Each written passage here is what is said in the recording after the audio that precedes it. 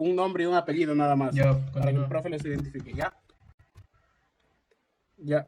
Buenas noches, profesor. Somos alumnos del grupo número 2 y bueno, ahora le vamos a hablar sobre componentes de entrada o sensores.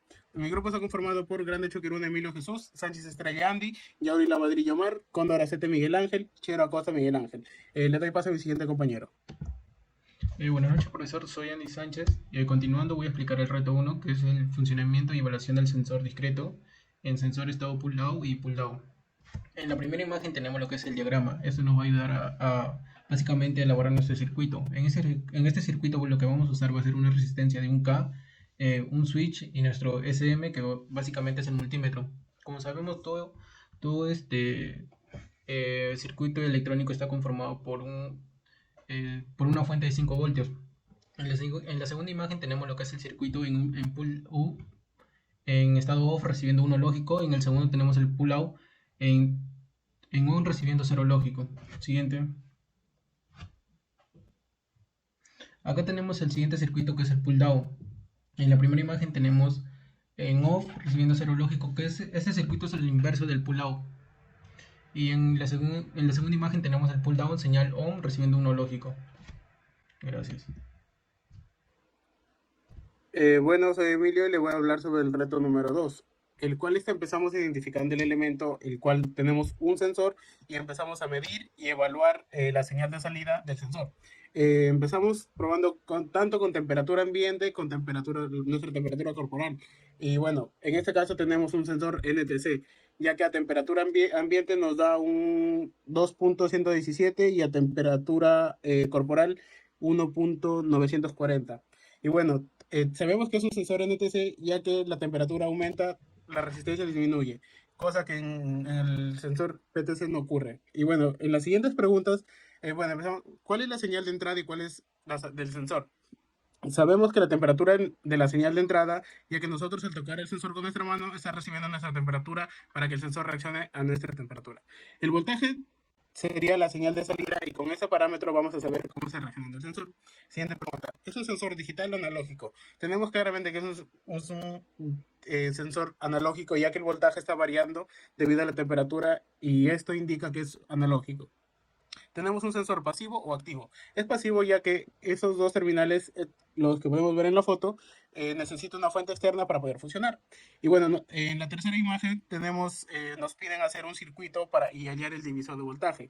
En nuestro circuito realizado nos da 3.42 amperios de temperatura ambiente y con el cálculo realizado de la pizarra tenemos un valor cercano, tal cual se llega a 3.43 voltios. Gracias.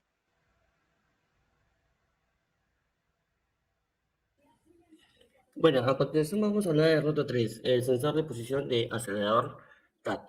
Bueno, en este primero conectamos el sensor a una fuente de 5 volts, tal cual indica el procedimiento. Luego utilizamos un multímetro, osciloscopio para observar y la señal de salida. Vemos en el diagrama, hemos tratado de ver, conseguir esos resultados. Bueno, en la siguiente hemos evaluado el sensor en 4 condiciones, sin acelerar del 30% al 50% y a fondo. En las mediciones observamos que el voltaje sería dependiente de la posición del acelerador.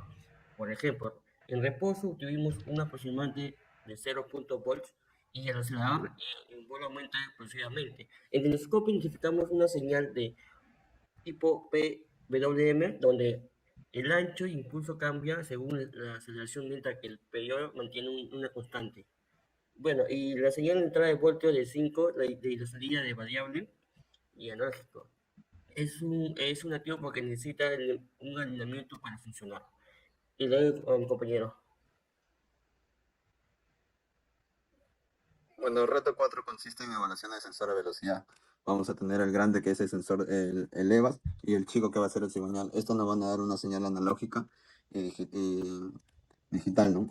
Bueno, en este caso las RPM que cada uno va a emplear, por ejemplo, el del grande, que sería del EVAS, va a tener un 923 RPM. ¿Cómo se calcula? Se calcula con 70 milisegundos, que va a ser el recorrido que va a tener, y esto va a ser, para hallarlo en frecuencia, va a ser 1 sobre en segundos, convertirlo, 0.0707 segundos, eso va a ser en hertz, y ahora lo vamos a convertir en RPM, que va a ser por 60. La misma fórmula vamos a emplear para el cigüeñal, ¿no? Y una de las conclusiones podría ser que en la actualidad se usa mayormente resistencia pull-up porque solo va a tener un conector, ya que el negativo siempre va a ir a chasis. Otro sería que el sensor de temperatura es un sensor pasivo y analógico porque puede variar su temperatura, y el sensor de posición acelera su frecuencia, siempre va a ser 500 Hz, por más que lo regulen. Le doy paso a mi compañero. Profesor, buenas noches. En esta imagen estoy mostrando la diferencia entre los sensores del cigüeñal y del árbol de levas usando el osciloscopio. Primero, el cigüeñal trabaja con un sensor inductivo que genera una señal analógica, no necesita alimentación, por eso es un sensor pasivo. El osciloscopio se ve como una onda senoidal. Por otro lado, el árbol de levas usa un sensor de efecto Hall que genera una señal digital. Este sí necesita alimentación de 5 voltios y por eso es un sensor activo. En el osciloscopio se ve como una señal cuadrada. Siguiente. En esta parte nos pide contar las muecas de la rendija circular de levas y del cigüeñal. En este caso, el eje del cigüeñal cuenta con 8 rendijas y el eje de levas cuenta con 18 rendijas. La relación que hay entre estos dos es que el eje de levas gira 2 vueltas y el eje del cigüeñal, una vuelta. Muchas gracias.